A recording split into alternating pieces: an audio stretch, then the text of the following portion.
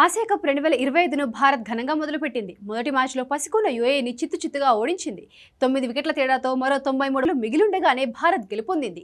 ఇక భారత జట్టు ఈ మెగా టోర్నీకి తమ తదుపరి మ్యాచ్ను సెప్టెంబర్ 14న ఆడనుంది. ఈ మ్యాచ్ కోసం క్రికెట్ అభిమానులు ఎంతో ఆసక్తిగా ఎదురుచూస్తున్నారు.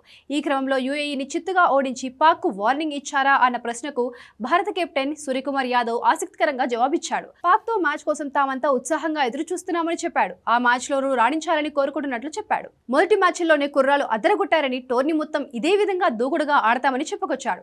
ఛాంపియన్స్ ట్రోఫీలో ఇక్కడ మ్యాచ్లో ఆడిన అనుభవం తమ ప్లేయర్లకు ఉందన్నాడు.